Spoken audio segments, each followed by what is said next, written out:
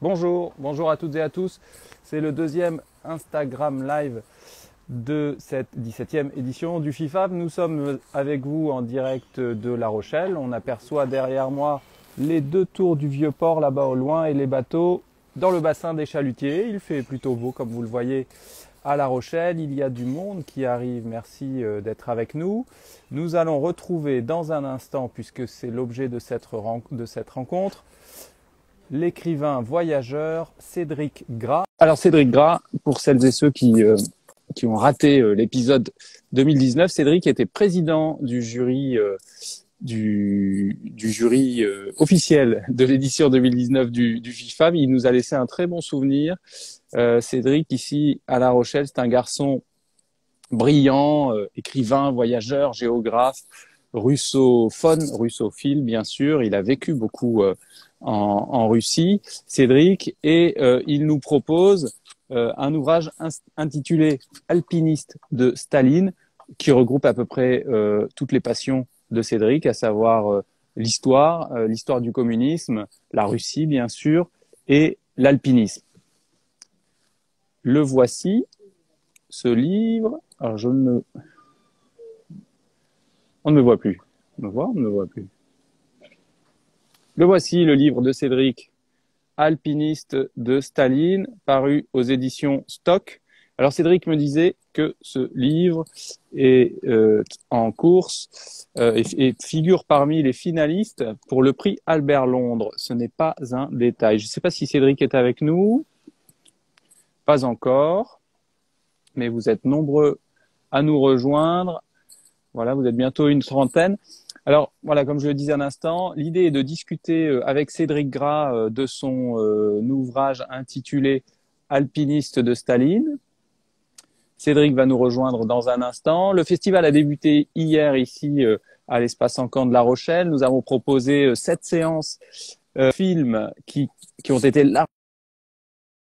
largement suivies. Je crois qu'on a enregistré hier plus de 15 000 connexions sur la journée, ce qui nous a fait extrêmement plaisir. On a vécu de bons moments à distance, que ce soit avec les festivaliers ou les invités, réalisateurs, voyageurs, aventuriers. Voilà, c'était une très belle journée qui nous a finalement convaincus que cette édition en ligne est tout à fait légitime et qu'elle joue un rôle important dans cette période de confinement.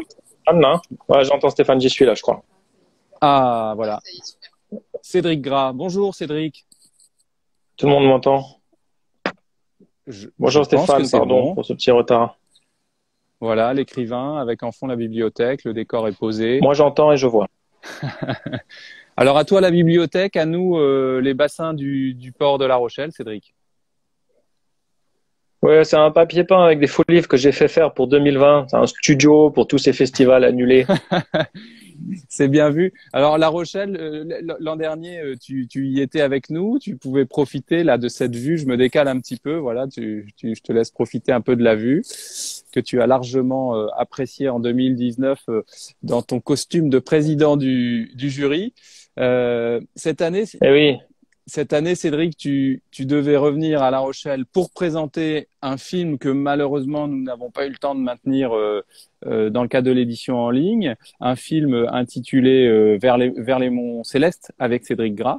Et ce film, il reprend en partie, vraiment une petite partie de l'ouvrage que je présentais il y a un instant, donc Alpiniste de Staline, qui va faire l'objet de cette discussion finalement.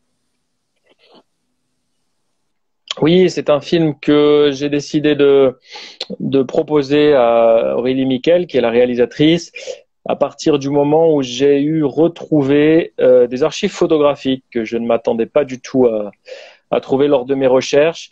Alors évidemment, elles concernent qu'une portion assez maigre de l'histoire des frères Abalakov que j'ai retracé dans ce livre. Mais c'était des très belles photos qui ont été faites par un Suisse communiste à l'époque, et si elles sont parvenues jusqu'à nous, c'est parce qu'elles sont rentrées en Suisse, elles ne sont pas restées en URSS et elles sont conservées extrêmement bien. D'ailleurs, je remercie beaucoup le musée alpin de Berne. Et puis il y avait eu un précédent film d'un certain Christophe Réla avec qui nous avons échangé hier quant à son dernier film. Et Christophe Réla avait tourné un film très joliment intitulé Octobre blanc, dans lequel tu intervenais aux côtés d'un certain Sylvain Tesson. Et vous nous aviez déjà livré quelques bribes de cette histoire assez dingue des alpinistes à l'époque stalinienne. Alors Cédric, oui, vas-y, je t'en prie. Non, à l'époque, moi, je ne connaissais pas du tout l'histoire des frères Balakov qui fait l'objet de ce livre. On était parti, c'était une idée de Sylvain Tesson pour pour le centenaire de la révolution bolchevique. Il avait voulu aller voyager à travers toute cette toponymie assez étonnante, incongrue, tous ces pics Staline, ces pics Karl Marx, etc., etc. Oui, c'était un beau film dans lequel nous t'avons découvert d'ailleurs au FIFA à La Rochelle. Et Cédric, avant toute chose, pour reposer un petit peu le contexte de ton parcours, géographe, russophone, russophile, on l'a dit, mais comment devient-on écrivain voyageur?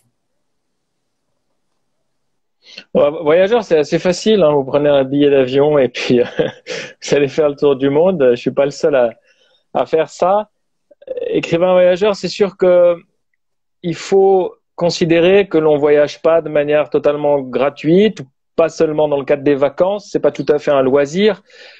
J'allais dire que c'est pas du tourisme, mais ça peut aussi en revêtir parfois la forme. Ce que je veux dire, c'est que lorsqu'on est écrivain voyageur, on est dans une quête de connaissances. On a une curiosité, on a parfois même des recherches thématiques très claires, mais si c'est pas le cas, on a malgré tout un carnet dans la poche et qu'on remplit le soir de ces observations. Il y a vraiment un souci de comprendre le monde dans lequel on vit. En l'occurrence, là, le monde, c'est un petit peu l'histoire, c'est un retour en arrière, c'est un coup d'œil dans le rétroviseur sur un territoire que tu connais bien, aussi immense soit-il. Je pense qu'il faudrait bien plus d'une vie pour connaître la Russie dans sa totalité, son intégralité, ses détails, tant ce pays est complexe, cosmopolite. Qu'est-ce que alors on va revenir un peu, on va aller directement dans le dur du sujet de ce livre qui nous intéresse, Alpiniste de Staline, de Cédric Gras, paru aux éditions Stock. Cédric, grosso modo, l'alpiniste en tant qu'homme, que représentait-il sous Staline? Alors, c'est pas, contrairement à ce qu'on imagine, l'équivalent de ce qui s'est passé en Allemagne hitlérienne. On connaît tous un peu les histoires qui a fait l'objet notamment du très beau film 7 ans au Tibet, de cet acharnement nationaliste hitlérien pour prouver que l'Arien était l'homme le plus fort du monde. Ça n'a pas été exactement le cas en URSS parce que l'alpinisme, mais c'est pas forcément quelque chose qui est très évident pour les Russes. La Russie, c'est un pays assez plat. C'est la Sibérie, c'est les plaines de la Volga, la chaîne de l'Oural, c'est pas immense. Et donc, en fait, ces montagnes, elles sont très loin. Elles sont au Kyrgyzstan, elles sont au Tadjikistan, c'est le Pamir, les Tian Shan. Alors, ça faisait partie de l'URSS, mais c'était pas forcément une activité extrêmement développée. Et donc, les Russes avaient beaucoup de retard, en fait. Donc, la propagande s'en est emparée, pour répondre à ta question, évidemment. Mais c'est resté un petit peu en marge. Et tant mieux pour les alpinistes russes, parce que ça leur a finalement, au bout d'un moment, donner une certaine liberté. Alors, l'alpiniste stalinien, ce qui faisait sa grande originalité, c'est qu'il se devait d'être utile au communisme, à la construction du socialisme, de ce qu'on appelait à l'époque le futur radieux. Donc, grimper des montagnes seulement pour le bonheur du paysage, de l'effort, de l'exploit, c'était pas possible. Il fallait qu'il prête main forte à l'effort qui était celui de la société tout entière en théorie, et donc on l'a affecté à des tâches considérées comme utiles, c'est-à-dire par exemple la prospection de minerais, c'est-à-dire monter des stations météorologiques à 7000 mètres, c'est-à-dire on est là dans les hautes couches de l'atmosphère, c'est-à-dire participer au tracé des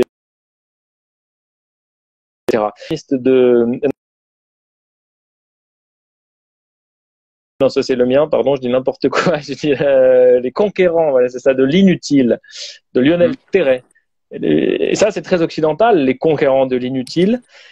Et les Russes, en fait, c'était le contraire, quoi. Ils auraient pu appeler ça les conquérants de l'utile. Il n'y avait pas de loisir possible, de gratuité possible à l'époque dans C'est un l'alpinisme. alpinisme de conquête finalement, hein. Bah, c'était un alpinisme de conquête, oui, et quelque chose qui moi me plaît beaucoup. C'était un alpinisme d'exploration en fait, parce que la carte du Pamir, la carte des Tian Shan, enfin ce qu'on appelle les monts célestes en français, elle était pas vierge entièrement, mais elle était largement blanche. Et donc ces hommes-là montaient souvent sur des hauteurs pour mieux cartographier, lever la topographie de la carte, et c'était des explorateurs en fait. C'était une époque où l'alpinisme n'était pas purement un sport, et ça aussi c'était une des utilités qu'on leur demandait Comme d'avoir. souvent, de toute façon, effectivement, beaucoup de disciplines entre guillemets de loisirs sont nées de pratiques de conquête, de pratiques d'exploration, plus ou moins militaires d'ailleurs parfois. Et puis c'était l'occasion, comme tu le disais tout à l'heure, d'aller poser un nom sur ces sommets vierges, et tant que faire se peut, un nom qui reflète à peu près le parti. Ah bah là, tout était vierge de toponymie, parce que en Asie centrale, c'est pas exactement comme en Himalaya, les peuples de la steppe n'étaient pas forcément des grands montagnards, et donc bien sûr ils avaient nommé quelques sommets, mais la plupart étaient vierges. Et donc là, les soviétiques s'en sont donnés à cœur joie avec l'inspiration qu'on imagine, celle de l'époque, c'est-à-dire tout le panthéon bolchevique, communiste, marxiste. C'est à la fois stupéfiant et Tu un peu peux nous donner ridicule. quelques exemples justement, parce qu'il y a des noms de sommets qui étaient vraiment cocasses quand même. Enfin, ça allait loin, quoi. C'était. Ouais, bah ça allait loin. Il y a des choses très simples, hein. Le Staline, le Lénine, le Karl Marx, le Engels, ça on comprend bien. Après, il y a des choses beaucoup plus obscures qui sont des acronymes en fait, évidemment le NKVD, etc., etc. Et puis il y avait, je sais pas moi, le pic de la troisième internationale, le pic des 50 ans de la quatrième réunion du parti de machin truc. Enfin, il y a des noms extrêmement longs, hein. Euh, c'est assez amusant. Et ce qui est étonnant, c'est la plupart de ces noms aujourd'hui sont encore sur la carte, parce que d'abord c'est des montagnes à foison, un peu lointaines, et tout le monde s'en fiche. Et puis ensuite, comme il n'y avait pas forcément de nom auparavant, ben, on ne sait pas très bien à quoi revenir. Il faudrait inventer des noms. Donc pour l'instant, le Tadjikistan qui essaye de renommer un petit peu a commencé le chantier, notamment le pic communisme a été renommé, mais c'est parce que c'est le plus haut, donc il fallait faire un symbole. Le reste de la carte est resté tel quel. Alors, beaucoup de villes de l'ex-URSS ont été renommées pour les sommets. Tout reste à faire, en gros. C'est ça.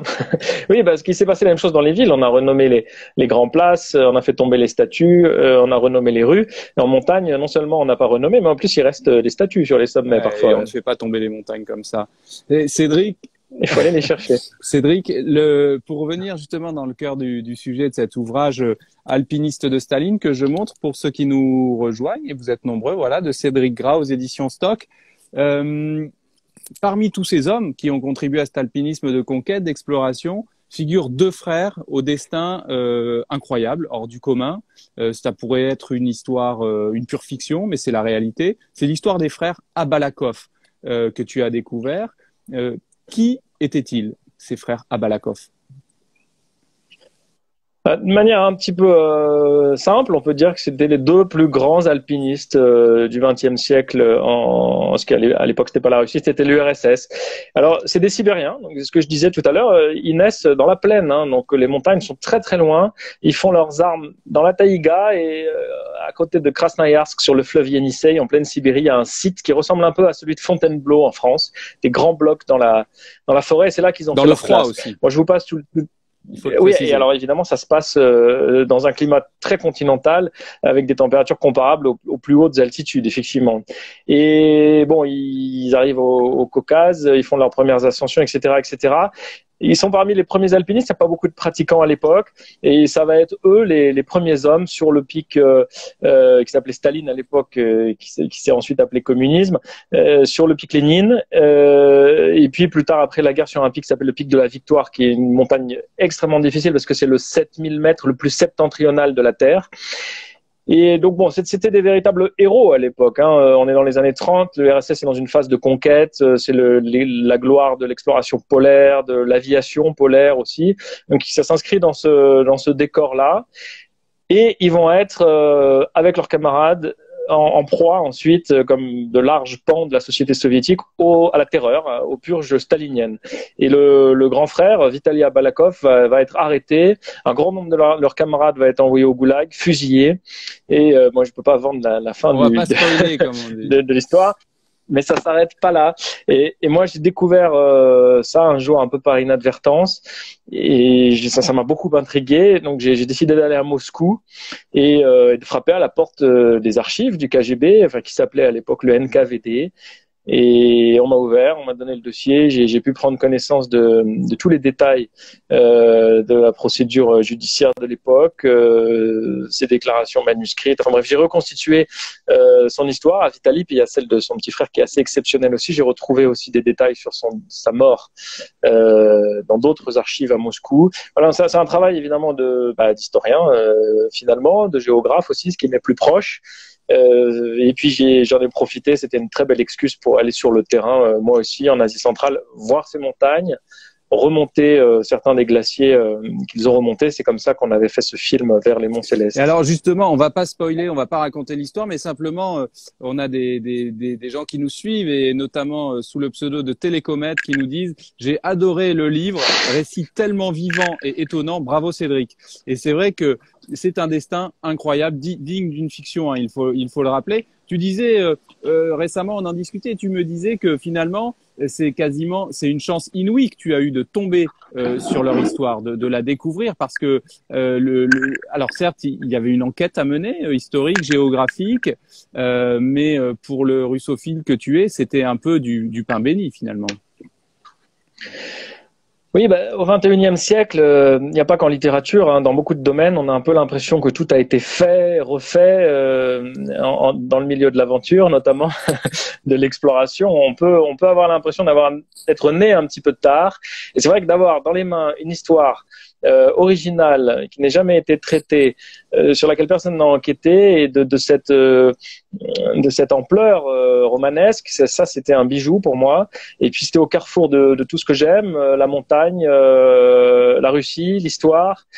J'ai eu aussi moi une époque de lecture fiévreuse de tous les récits du Goulag. La terreur était quelque chose qui m'intéressait beaucoup, et alors l'aborder par le biais de l'alpinisme qui m'intéressait, ça c'était fantastique.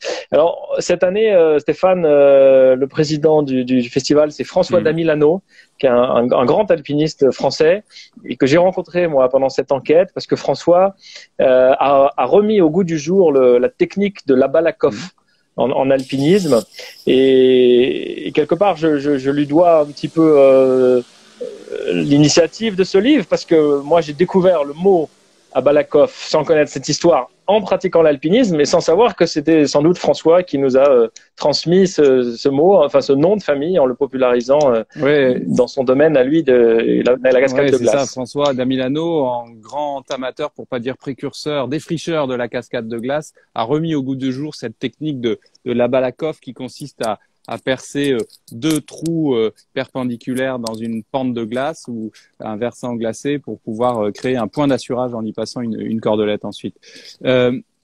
Alors, en quoi est-ce que le stalinisme a littéralement, on peut le dire là, marqué, j'allais dire quasiment au fer rouge, le parcours de vie des frères Abalakov? C'est-à-dire que quand on est arrêté, emprisonné, déporté, fusillé, là, ça marque forcément une époque, une pratique. Les frères Abalakov, ils ont eu le bonheur d'en réchapper dans la douleur, mais ils avaient par exemple perdu la plupart de leurs compagnons de cordée. Par ailleurs, il y a une chose très importante, c'est qu'à l'époque, je vous parlais de l'utilité de l'alpinisme, on choisissait pas forcément les sommets qu'on allait gravir. C'était à travers les sections d'alpinisme qui étaient contrôlées par le parti. C'était l'État finalement qui vous envoyait en mission. Et on vous disait, il faut conquérir telle montagne, ce sera le pic machin, ce sera le pic truc-muche. Il s'appellera comme ça, d'ailleurs. Hein. C'est pas eux, évidemment, qui nommaient de leur propre inspiration toutes ces montagnes. Donc, c'était un alpinisme qui n'était pas de leur initiative, qui n'était pas choisi. Alors, évidemment, eux aimaient passionnément la montagne. Ça, j'en ai retrouvé plus qu'une preuve dans leurs écrits. Mais c'était comme ça, voilà. C'était un alpinisme assez bureaucratique, en plus, parce qu'il fallait obtenir un permis d'ascension. Alors, c'est-à-dire qu'on vérifiait votre niveau. Là, si on faisait ça dans les Alpes aujourd'hui, je peux vous dire qu'il y a des gens qui seraient pas contents. C'est plus ou moins d'actualité d'ailleurs, hein, sur certains. Oui, c'est ça, oui. Oui, exactement. Donc, il fallait en fait que vous prouviez que vous aviez le niveau pour partir sur telle ou telle ascension. Il y avait des temps de contrôle. Il fallait dire, voilà, dans 24 heures, je serai rentré, parce que sinon, on déclenchait les secours. Et les Russes, d'ailleurs, se targuaient d'avoir un alpinisme extrêmement sûr. Et c'est vrai que quand on vérifie le niveau des gens et puis qu'on envoie les secours immédiatement, ça permet d'avoir une certaine sécurité en montagne, mais c'est une de liberté très importante. Alors Cédric, qu'ont-ils laissé en héritage les frères Abalakov? Qu'ont-ils laissé en héritage versant montagne, versant alpinisme, au-delà de la technique de la Balakov? Et qu'ont-ils laissé d'un point de vue plus sociétal en Russie? Sont-ils tabous? Est-il tabou aujourd'hui de raconter l'histoire des frères Abalakov? Non, c'est pas tabou. La preuve, c'est qu'on m'a laissé entrer aux archives du NKVD sans trop de problèmes, je dois dire. C'était des démarches un peu longues, mais j'ai pu avoir le dossier dans les mains. C'est pas tabou, mais par contre, ils sont oubliés. Ils sont complètement oubliés, oui.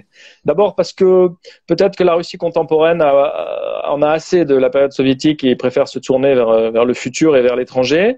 Ensuite, parce que leur héritage alpinistique, au-delà de cette technique de la Balakov, il est assez caduque. C'était des expéditions très lourdes. Je viens de vous expliquer un peu comment ça se passait. C'était très encadré.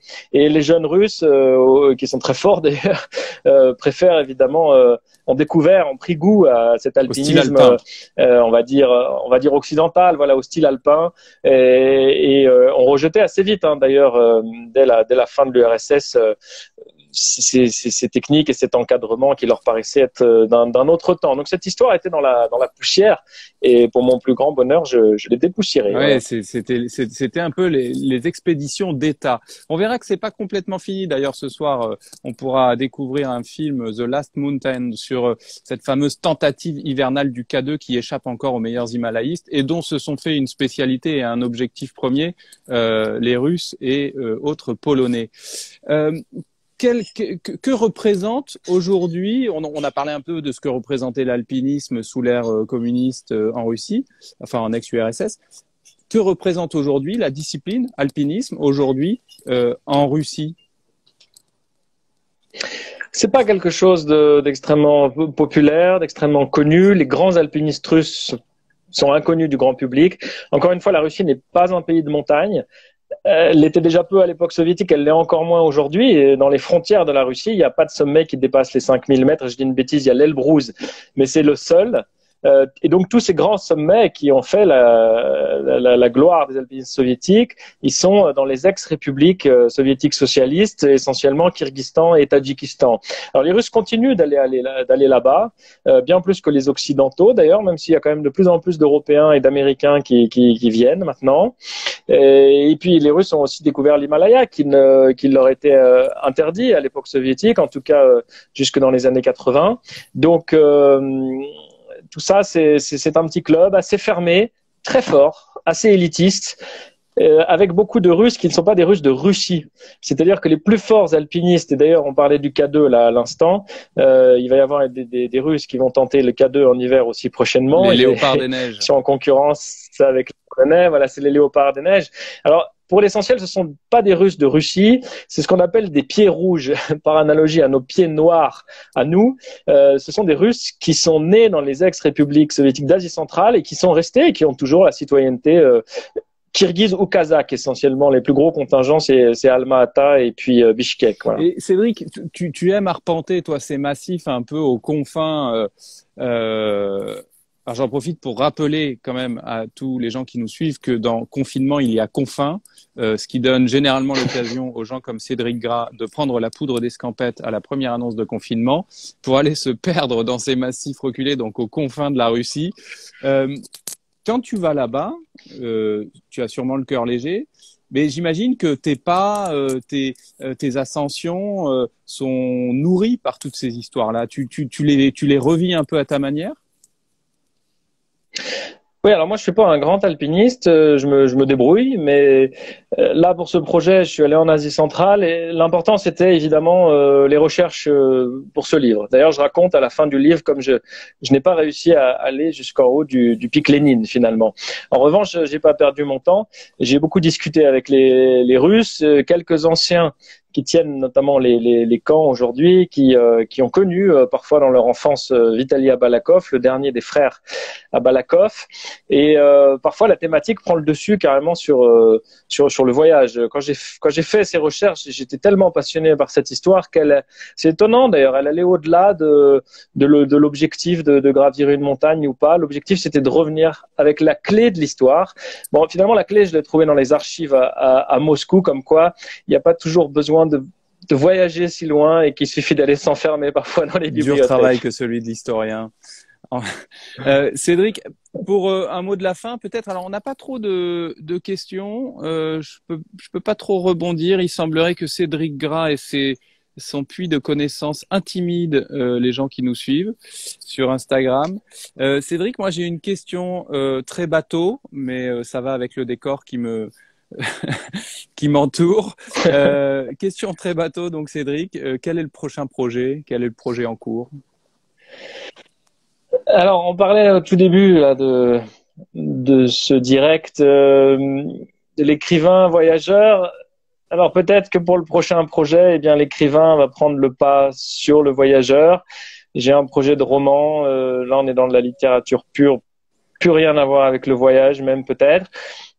Voilà, ça sera sans doute le prochain projet, mais j'ai d'autres idées évidemment dans la tête. Et par ailleurs, je continue à voyager beaucoup pour des films en ce moment, pour Arte, pour un projet de cinéma en Russie, dont je reviens, comme tu disais là. Voilà, et puis c'est aussi l'occasion de voyager, faire de la montagne avec l'esprit libre et sans trop penser à la littérature et à ce qu'on va pouvoir raconter. C'est pas mal aussi de faire des ascensions purement gratuites et des voyages sans carnet dans la Oui, poche. j'imagine. Et puis donc c'est un petit peu l'étape de la fiction. C'est pas une étape obligée, mais c'est une étape assez cruciale dans la vie de l'écrivain, en tout cas dans la vie de l'écrivain qui n'a pas débuté par la fiction. Je pense que pour ça, on peut te souhaiter beaucoup de courage car c'est un exercice compliqué. Oui, merci, merci. Écoute, Cédric, au plaisir de te retrouver pour de vrai en chair et en os à La Rochelle lors d'une prochaine édition du FIFAB. Je remercie toutes celles et ceux qui nous ont suivis. Vous étiez en moyenne environ 65, 70 personnes. Merci à vous. Si toutes ces histoires de très haute montagne vous intéressent, on se retrouve ce soir à 19h15 en direct sur le site du festival pour un film intitulé The Last Mountain. Et pour aller un petit peu moins loin, et si vous vous intéressez aux nouvelles pratiques du vélo au long cours, les nouveaux forçats de la route, ce sera un petit peu plus tôt à 17h10 avec On Board the Transcontinental Race. Je vous rappelle la sortie dans une période ô combien délicate du livre de Cédric Gras, Alpiniste de Staline. C'est chez Stock et dans toutes les bonnes librairies qui pratiquent effectivement l'achat en ligne avec le retrait sur place et dont nous espérons qu'elles rouvriront très vite ces librairies, n'est-ce pas Cédric? Eh ben, je crois que c'est pour ce soir l'annonce d'une bonne ou mauvaise Pourvu que ce nouvelle. soit une annonce et une bonne, effectivement. Merci beaucoup Cédric, à bientôt. Merci de l'invitation, merci à beaucoup. tous et tous.